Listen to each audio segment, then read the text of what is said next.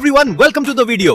आज हम बात करेंगे आलिया भट्ट के उन नॉनसेंस स्टेटमेंट्स के बारे में जो वो अपनी अपकमिंग फिल्म अल्फा के प्रमोशंस के दौरान दे रही हैं। साथ ही हाल ही में लेट एंड शो के एपिसोड में उनकी जो नर्वसनेस और रेस्टलेसनेस देखने को मिली है उसे भी इन डेप्थ एनालाइज करेंगे।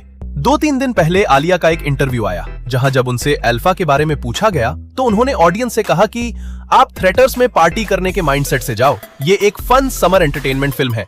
अब आप ही बताओ, एक सीरियस स्पाई थ्रिलर मूवी को कोई पार्टी वाइब और समर फन कैसे कह सकता है, वो भी तब जब आप उस फिल्म की लीड एक्ट्रेस हो। एक स्पाई मूवी को इस तरह डिस्क्राइब करना बिल्कुल भी समझ से परे है। या तो फिल्म के कंटेंट में दम नहीं है इसलिए ऐसा बोला जा रहा है, या फिर मेकर्स खुद ही कंफ्यूज्ड है। ट्रेलर देखकर ऑडियंस को पहले ही आइडिया मिल चुका है कि एक्शन सीन्स कितने फेक लग रहे हैं।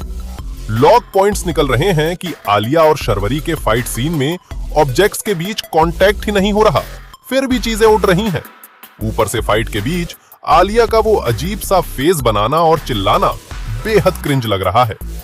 आलिया का ये प्रमोशन देखकर हॉलीवुड एक्ट्रेस ब्लेक लाइवली की याद आती है, जिन्होंने डोमेस्टिक वायलेंस जैसे सेंसिटिव टॉपिक पर बनी फिल्म को प्रमोट करते वक्त कहा था कि गर्ल्स अपने फ्लोरल आउटफिट्स पहनो और एमजे करने आओ।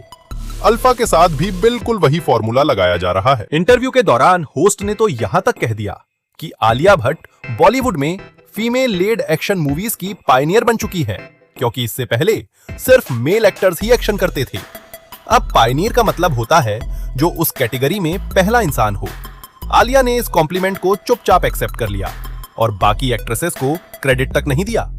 लोग कन्वीनियंटली भूल जाते हैं कि उनसे पहले रानी मुखर्जी ने मर्दानी में, कंगना, दीपिका, कैटरीना और प्रियंका चोपड़ा ने इससे कहीं बेहतर एक्शन करके दिखाया है। प्रॉब्लम फीमेल एक्शन से नहीं है, बल्कि अल्फा के ओवर हाइप्ड और लल्लू कंटेंट से है। जब आप बिना अच्छी स्क्रिप्ट के सिर्फ फीमेल सेंट्रिक का टैग लगाकर फिल्म बेचोगे तो फंबल होना पक्का है। हाल ही में जब लेटेंट सीजन 2 का पहला एपिसोड आया तो वहां शर्वरी और आलिया दोनों गेस्ट थे।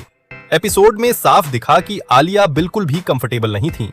वो इस बात को लेकर एक्सट्रीम स्ट्रेस में लग रही थीं कि कहीं उन पर कोई ऐसा जोक ना बन जाए जिससे ट्रोल होना पड़े, क्योंकि सीजन 1 की कंट्रोवर्सीज सबने देखी हैं। वही दूसरी तरफ शर्वरी एकदम चिल और सीमलेस लग रही थीं। भले ही बाकी पैनल मेंबर्स उन्हें थोड़ा इग्नोर और कट कर रहे थे। एपिसोड की एडिटिंग में भी बहुत ज्यादा कट्स थे और आलिया का बॉडी लैंग्वेज पूरी तरह डिस्ट्रैक्टेड था। उन्होंने पूरे शो में 10 बार अपना हाथ उतारा और पहना, और जोक्स पर उनकी हंसी एकदम फोर्स्ड लग रही थी। आलिया भट्ट का केयरफुल होना समझ आता है, क्योंकि उन्होंने पास्ट में बताया है कि वो ADHD और एंजाइटी से डायग्नोज हो चुकी हैं, जिस वजह से वो रेस्टलेस हो जाती हैं।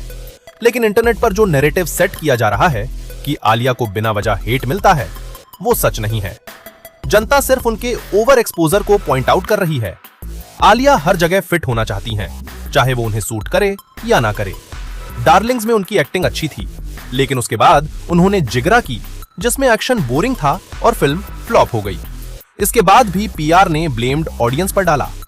जब आपको होस्टिंग नहीं आती फिर भी आप अवार्ड शो होस्ट करते हो, पॉडकास्ट का आइडिया नहीं है फिर भी सदगुरु का इंटरव्यू लेने चले जाते हो, तो लोग बात तो करेंगे ही ना बॉस। आलिया की PR टीम इस वक्त बहुत एग्रेसिव तरीके से काम कर रही है। रिसेंटली वैरायटी इंडिया ने रणवीर और आलिया का एक पोस्ट डाला जिसमें रामायण और अल्फा को कंपेयर करते इट्स ट्रेडिशनल और मॉडर्न स्पिन बताया गया। ये वही पेज है जिसने जाकिर खान के साथ आलिया के फ्लॉप अवार्ड शो होस्टिंग को भी बड़े बड़े एक्सप्लेनेशंस के साथ डिफेंड किया है। साफ लगता है कि back stage PR teams in बड़े पेजेस को अप्रोच कर रही हैं। अब फिल्म की स्टोरी भी ट्रेलर से लीक हो चुकी है। बॉबी देओल विलन है जिन्होंने आलिया को बड़ा किया। बाद में आलिया को सच पता चलता है और वो शर्वरी के साथ मिलकर अनिल कपूर की टीम का पार्ट बन जाती हैं। फिल्म के ट्रेलर में बॉबी देओल का हरियाणवी एक्सेंट एकदम नकली लग रहा है और शर्वरी के सीन्स किसी टीवी कमर्शियल जैसे लगते हैं।